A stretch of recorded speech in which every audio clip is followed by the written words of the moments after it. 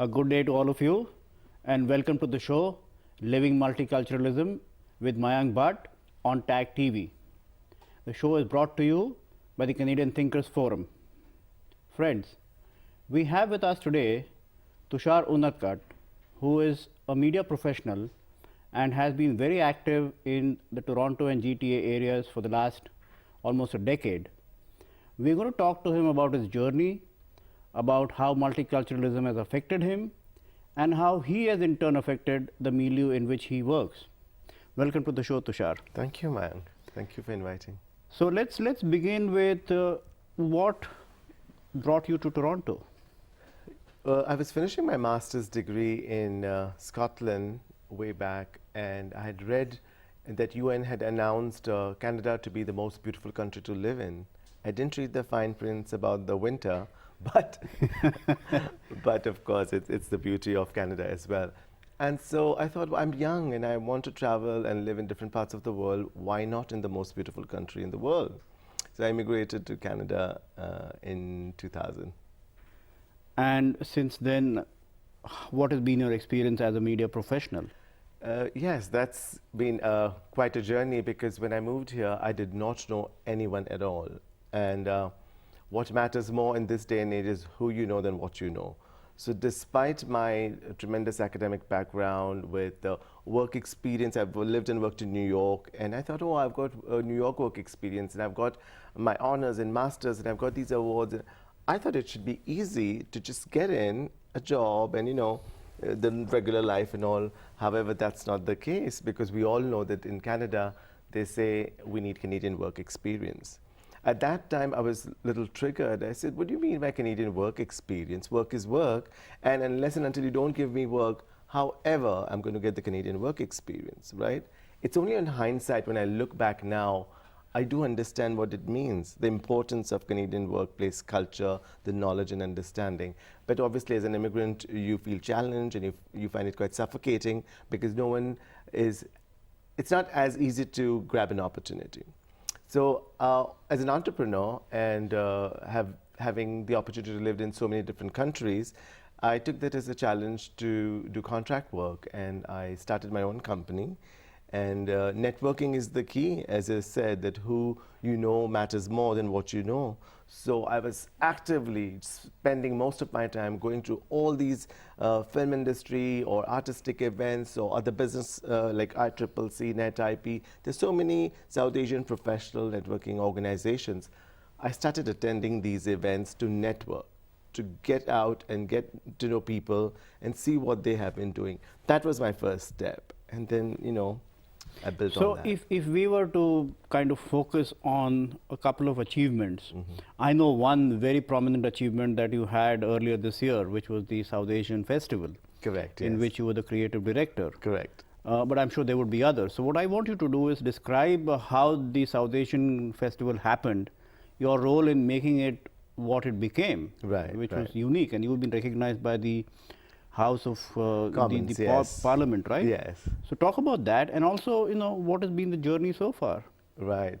So I have been actively working. I was the founder member of the Mosaic Festival of Mississauga for the 5 years. I did their marketing PR, I was emceeing and all of that. It was very vibrant. We had so much challenges, especially when you are with the inception of a festival, you know the nitty-gritty, you know the budgets, you know the making of the festival, which is now a great successful festival of Mississauga. Due to the same phase, I've worked with Masala Mehndi Wasti, I've worked with Desi Fest. Being a South Asian and being connected with the artistic industry, I have always plugged in and worked in my areas of comfort, which is normally marketing and promoting and all of that. Festival of South Asia came to me. I wasn't looking for it. Tammy Rogers, who was the administrator, she wrote to me saying, why don't you pitch for this festival? And I said, okay. I was a little reluctant because I've done too many street festivals, and you know, I thought I'm done with it. But when she wrote to me, I said, okay, when is the deadline? She's saying today. I said, I'm afraid I can't send you a proposal today. If you are willing to give me 2 more days, I'll be able to pitch in a proposal. She said, we'll wait for you. So I thought that was quite an honor. First she approached, and then the fact that they were willing to wait for a couple more days. I pitched in, and the whole branding process, because it's a BIA.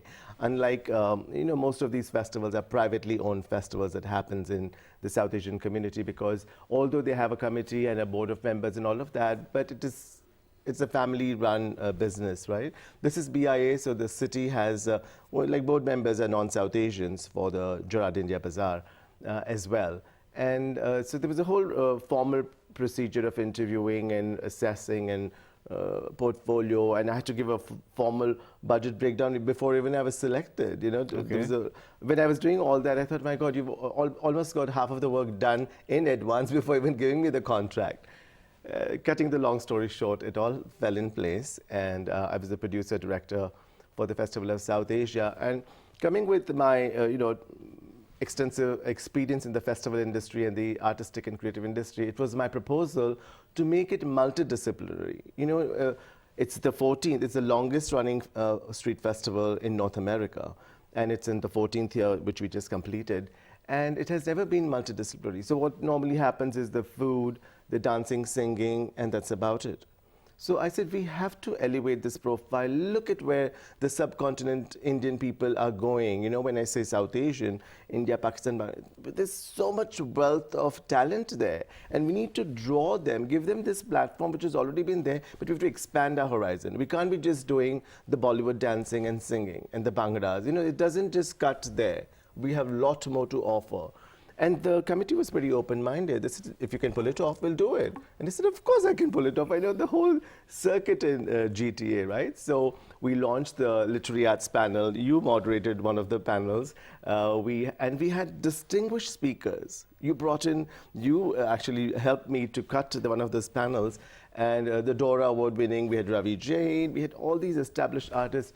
And so we did literary arts, we did visual arts for the first time, and we have state-of-the-art gallery on Gerard India Bazaar, the Riverdale Hub. So it's very posh and glossy, So we did visual arts there. We had an artist all the way from India, Bengali artist, who sent in the work, which was focusing on yoga. We also had live art installations. So there was a porter, there was other artists who were creative, their product right there on site, which has never happened before. And what my theme was that inviting the larger Canadian population who can't fly to India, you don't need to fly. Just get your TTC ticket to Gerard India Bazaar and we'll give you the authentic experience of the street. So we created a culture gully where we had all these toys booth, we had the porter playing, we had a kite exhibition, Rangoli exhibition, the whole genre, what you would see. We had all these folk dances on the street. Like, unlike the stage, we had the main stage, but that becomes a little commercial where, you position someone on the stage and see. But when you go to South Asian countries and walk down the lanes, you will see performers on the street. And that's what the feel we wanted to give. We had the chai wala and the pan wala, like in that community, that we had space we had created. And I was absolutely thrilled because for the first time, the mainstream media, the Now magazine, Globe and Mail, Biz Bash, they all have ranked Festival of South Asia amongst the top 5 things to do, must-to-do things, the most colorful, most vibrant. And to see that recognition from mainstream media, it's the icing on the cake, right? I had a great satisfaction working and developing this product. But when you get the endorsement from the non-South Asian, that means you were able to cater something what they desired, what they wanted to experience it. It's been a long time, and we were unable to showcase it in this totality. And would you say, therefore, that it was your vision that made it this big? It is. Yes, it is my vision, of course. I was the creative director, but what I also would like to give the credit to the team. I had a lot of coordinators who were working with me, and my network, and the committee had played a big part as well for having trust and allowing me to have that freedom of what I wanted to do. I wasn't stopped. I wasn't being told that, no, you can't do this. No, not much explanation was asked where the creativity was concerned. They said, go and do what you'd like to do. The other question that always kind of comes to one's mind is, in these situations, what also happens is that there is absence of continuity. which means that 1 or 2 years you have this very brilliant, dedicated guy or a woman looking after the festival, making it a big success, and then they move on to do other things, and the festival then just drops. Very well said. It's a fantastic observation. When I was invited for this series of interviews, I was drilled before I signed a contract. My response to the committee was, whether it's me or whichever agency you hire, the vision should be that you want this agency for minimum 3 years. Rome wasn't built overnight. So I did this in first year. My vision is bigger. But if you're going to contract someone, because the reason I kept emphasizing on that is because the agency that was working with BIA was there for 2 years and it left. The committee was brand new, so there was no connection. They had no idea about a lot of things, and you are spending so much time in reinventing the wheel.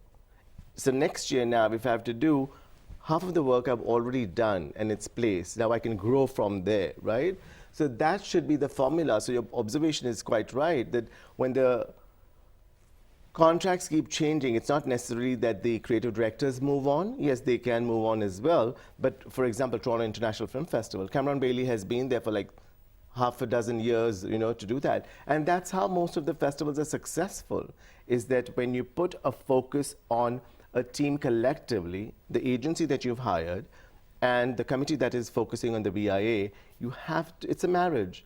Only then you can see some results, right? Otherwise, it's always going to go into its variations, ups and downs. But you don't answer the question. Are you going to be there for the next 3 years, or are you not going to be there for the next 3 years? I've been invited to renew the contract, but obviously there would be changes in the contract from my side if I have to continue. And those decisions are due to be made early in the year 2017. So hopefully everything will fall in place, and we will. I also want you to talk about the recognition that came in, I think it was last week or the week before, yes. from the Parliament. Yes. So that was again terrific that the MP had invited to honor me, especially because they were all there through the festival at all our VIP events and the media and the press conference and all of that, and of course during the festival. And they said that we have observed in all these years that you've made this festival grow and expand to a different level. It's very unique. And they gave me this beautiful citation. And I think that was what made my kind of year. That 2016 was a great ending, because just a couple of weeks back, that the MP of Toronto Danforth, Miss Julie Dabrusin, she handed me this citation. So that was fantastic, yeah. Friends, we are watching Tushar Unadkat on Living Multiculturalism with Mayank Bhatt on TAG TV. The program is brought to you by the Canadian Thinkers Forum. We will continue talking to him. Tushar, the other question that I had, or the other kind of direction that you have taken, is you were very active with the Baroda Marathon. Yes. And I believe you began last year or the year before, and then I believe you're going to continue with that. Yes. So how does it make you feel to be involved with something that is from your own place of origin, and to be able to kind of contribute to that growth also? Yeah, that's a very sensitive area, because I obviously was raised in Baroda, so my formative years are from Baroda. And last year I came on board as the overseas media partner, and I was promoting it abroad.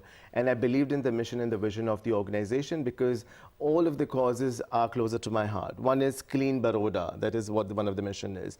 Women empowerment, literacy and access to education to anyone and everyone. And finally, the fitness. Marathon is about the fitness, and a healthy mind lives in a healthy body. So I said, of course, I believe in these 4 pillars, which are so fundamental for the city where I grew up. And the least I could do is promote and kind of encourage and be part of this fabulous event. And the President of India, Narendra Modi ji, who was former Chief Minister of Gujarat, has endorsed this event. And there's been a lot of political support, because, as I said, the mission vision are so positive.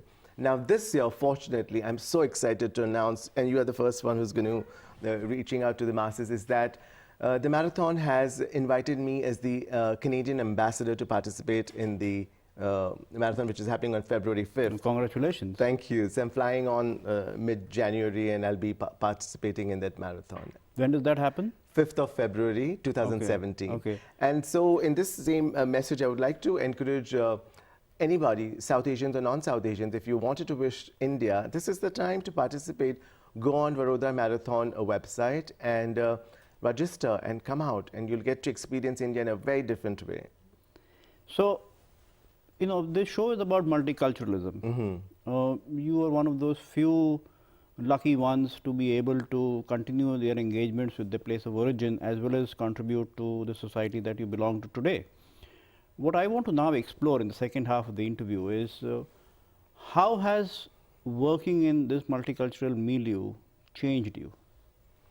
That is again a very common question which I've addressed, and the fine line what I normally add to that is that creative professionals, in my perspective, are like farmers in Canada. Why I say that is because our harvest time is summertime and the winter slows down. So you get tons of projects in the summer back to back, and you're juggling. Sometimes you have to decline because they're overlapping. But winter tends to slow down. The government is playing a very active part in bringing Winterlicious and the events for winter season so that people come out. However, it is not as many, and it's understandable. You know, the logistics are not so. So in that time, the summertime is very fascinating because there's so much action going on. Toronto only has 73 film festivals. Did you know that? Oh, I was not aware of that. So can you imagine to have all the 73 film festivals in that limited number of months that you're trying to do it, they're going to overlap. So on a weekend, you'll have like multiple. Right now, today, the Human Rights Film Festival is on, right? Yes.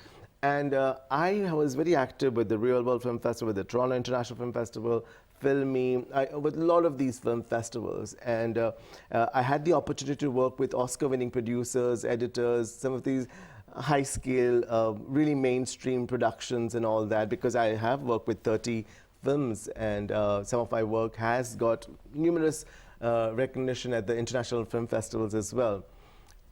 And in 2012, Real World Film Festival, which is the largest diversity film festival in North America, honored me as a trailblazer, which is a very prestigious recognition for artistic professionals who have been persistently and creatively making this aspiration path for the aspiring creative professionals, that this is what you are able to do, and this is right way to do, and you will succeed. So Tonya Lee Williams, who's the Hollywood celebrity, she was the one who she's the founder and the executive director of the festival, and she was the one who invited me, and I was absolutely thrilled that, my God, now I'm crossing the bridge. So it's not just my community, but I'm getting endorsements from the community outside, which is the multicultural Toronto, that it is not just about the South Asian. It's not about that. You know, Toronto being such a vibrant multicultural community, we have Jewish film festival, we have the Ethiopian, and you know, we have all sorts of genres of the LGBT, the hot dogs, all genre, you name it and you'll get to see it. We have a short film festival. On the subways, we have the Tough. Have you heard about the Tough? Yes, I have, yes. The Toronto Urban Film Festival, where you have to make about, I think, 1 minute film, and they show it on those subway. And that's so cool, the creative ways. So there's so many film festivals, 73 in Toronto, which is a tremendous number of film festivals. The irony is that Toronto does not, or Canada does not have that massive a film industry. TIFF is the 4th largest film festival in the world, but we don't produce that many successful films that sees the international distribution. You know, for example, today you can go to any mainstream AMC or Cineplex and you'll see a Bollywood movie on a regular basis. That is international distribution, that, you know, although the movies are made in Bombay, but, you know, they come so far, and in any part of the world you're able to see it. Canadian feature films, you can count on the tip of your one hand or finger that that sees international distribution. That's quite ironical that, you know, we have the largest film festival, we have 73 film festival, but we don't have filmmakers. We have filmmakers, but we don't have distribution enough, I guess. The you know, natural follow-up to that question is, how have you influenced your environment? So that is where Nouveau Idea comes in, the non-for-profit that I started, because my heart goes out for independent artists, that all these big budget, when we say that Bollywood movies come to Cineplex and AMC and all, because they have big budgets, they have studios behind them, they have all the access to the right things. And the independent filmmakers who I'm so closely affiliated with, and I've seen them struggle, and they don't have the budget to market, they don't have the outreach, they have to kind of really get to the personal connections to get the media attention and to get the word out and all of that. That is when we started Nouveau Idea in 2002, thinking that we should create a platform for outreach for those who deserve and do not have the resources. Today, even if you look at Facebook group, we have 12,000 members actively following. My newsletter goes out to 85,000 people in one go, and these are all movers and shakers in the business. And what we do is that if you are a creative professional, no matter what medium you are from, and you are doing something which deserves the attention, we send out the press release for you. We send out your marketing content to all these people who are the movers and shakers. So we have media professionals from different parts of the world. People from Times of India or Indian Express or Mumbai Mirror from India are also receiving my newsletter, and whether it's in UK or US or Canada. And so I think that is my contribution back to this community, because I have been there. I know how hard it is. And I think that's the least I could do, is give it out, give it back to the community. So under the Nouveau Idea, we do numerous events. We do collaborate with a lot of high-scale events as well, because, at the end of the day, no publicity is a bad publicity. So outreach is what it matters, right? In terms of specific milestones in your career over the last, decade or more, what would you think, what would you count as, yes, I'm very proud of these things? Well, the first was the academic achievement when I got my honors and I got my master's. And then I won a scholarship to study in Germany, the Stevenson Scholarship. And the ability to live in different parts of the world and experience and meet with the people, I always claim that the experience that I had traveling all these people and enriching my personal development, meeting and talking with movers and shakers of the business, it's something you can't sign a check and buy it off me. Right? That is mine, it will remain mine, and that is my biggest earning in life. Having said that, when I got the BBC Asia Award in UK, I was nominated against the film Channel 4 production, East is East, which is a $4 million budget. I was just happy that, my work got nominated with such a big budget mainstream movie, Channel 4 production. And, we were sitting I was sharing the same table. I had Saif Ali Khan, Amrita Singh, all the big sitting and having. And so that was my first step out of academics, and that recognition was one of the milestones. And then I got many awards and accolades moving forward. I've got 18 so far, from different parts of the world, whichever country I've lived. I'm very fortunate I'm able to connect with the community. The community has able to kind of recognize me, and that's a huge sense of achievement, that I'm able to connect regardless of the boundaries and the borders created by the geography. That doesn't stop me. And that's how I want to be. I want to be seen as a global citizen. It's not about you're being brown or you're being a Canadian or you're being Indian. These are all borders, good for reason, but as a creative professional, it's one platform to express yourself. Have you ever felt that your cultural roots have unconsciously posed a certain limitation in your vision or in your achievements? It has. I would say so, because the primitive years, the former years of my life where I was born and raised will have such strong influence on my upbringing, the way I think and all of that. Although I would like to believe I'm a modern man, but there are certain cultural reactions which are so typical that is hard to let go of, right? That, for example, I grew up, my mom would always use one word saying, speak the truth.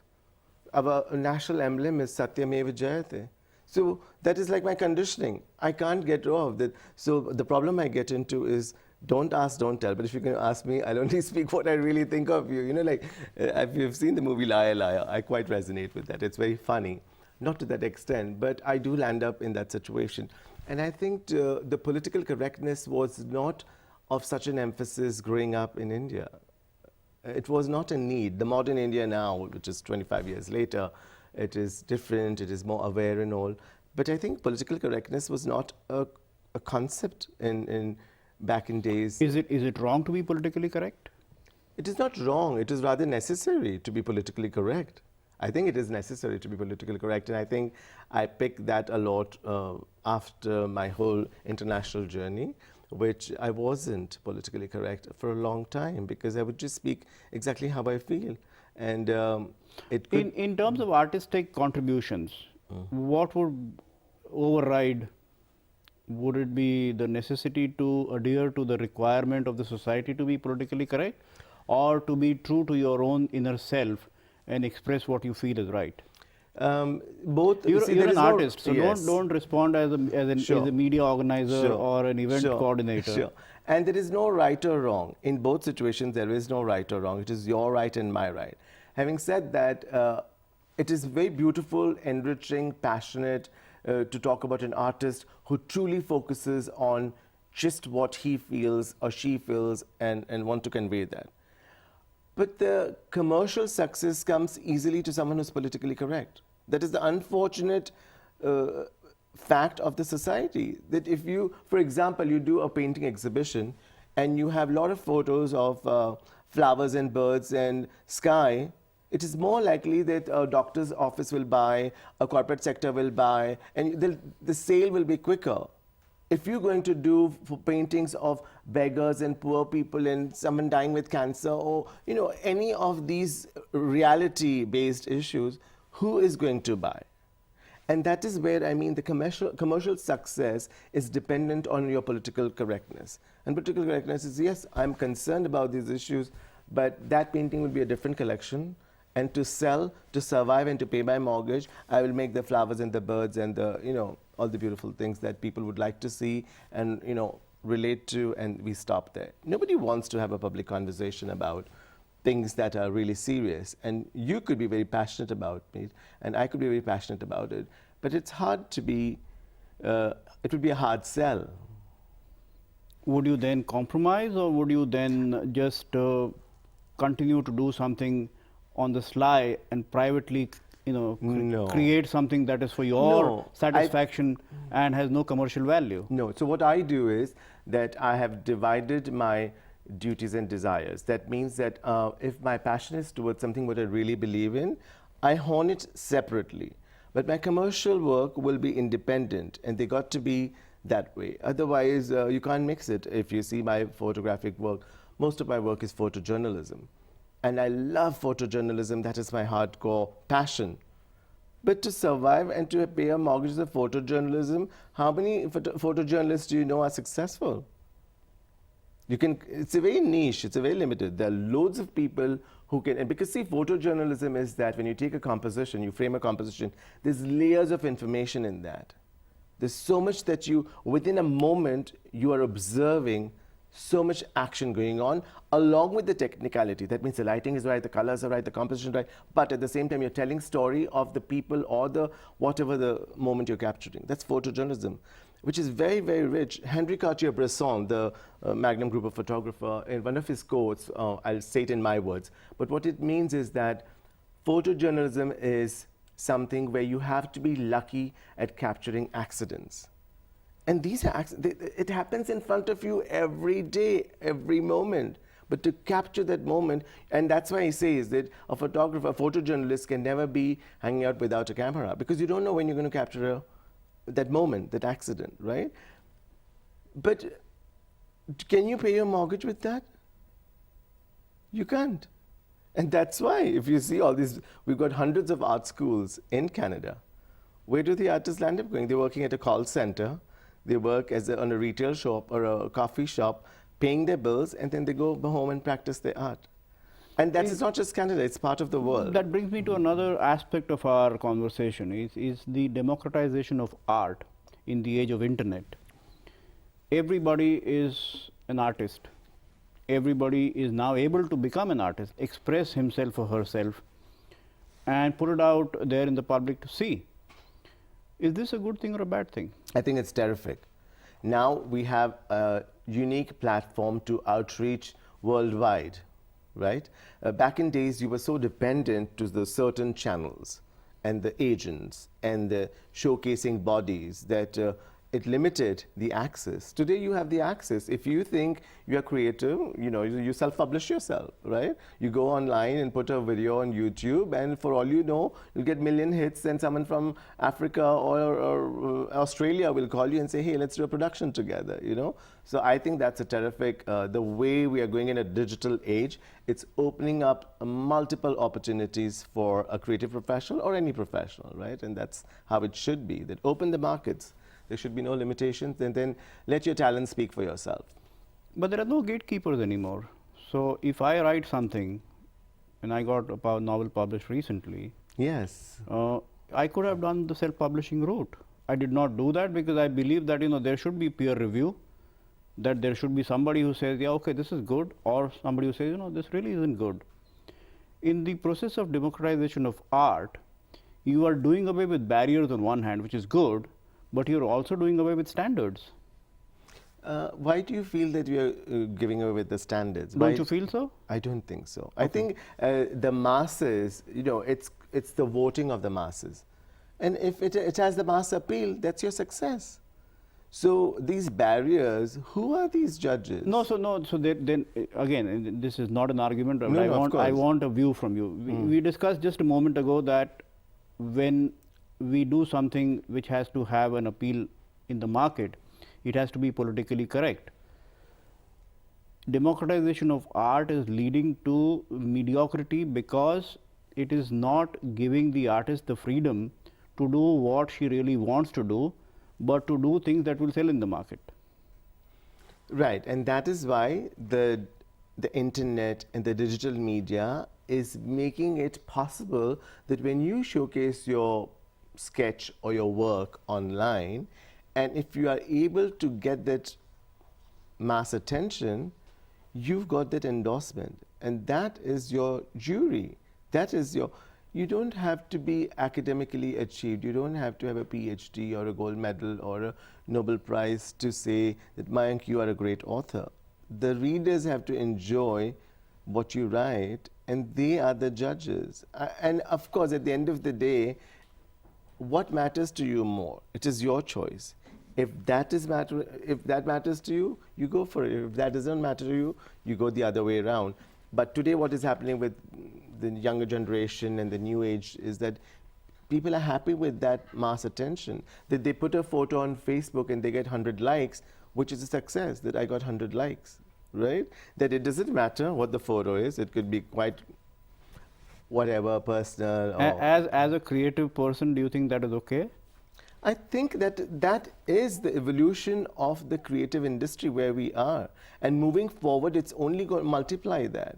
So there is no point denying it. Oh, no. I agree. I think that is fascinating that, look, in this day and age, no one needs to have a formal training or in-depth research. It's an expression. They felt like taking this picture, they went and put it up, and now or if it's a video clip, it was a rant, for all you know, on a YouTube, that they went on a rant expressing some anger, agony, and they got a million hit, and it just gets popular. It's resonating with that, that if people can resonate what you're saying, I think good for you, that you are able to connect with so many people. There should not be formal judgments attached to that, and that's where the political correctness and incorrectness draws the line, right? Well, thank you very much. We could go talking about this for hours, but we have a certain time frame to. But thank you for coming and joining us today. It's been a pleasure. I think it was tremendous that you could provide us with so many insights. Some last thoughts that you might have. Last thought is that follow your heart and do what you have to do. It is a very hard struggle. Nobody said it's going to be a bed of roses, but if you have the passion, you have the desire, today with the digital age, sky's the limit. You can reach and get what you want. Thank you very much, Tushar. Friends, that was Tushar Unadkat on Living Multiculturalism with Mayank Bhatt. You are watching TAG TV. The program was brought to you by the Canadian Thinkers Forum. I always end the show with a request. Write to us. This is your show. We will feature artists, writers, poets, whoever you want in the creative field on this show and make it more representative to what you want. Thank you for being with us today. Have a good day. #1 multicultural channel. This is TAG TV.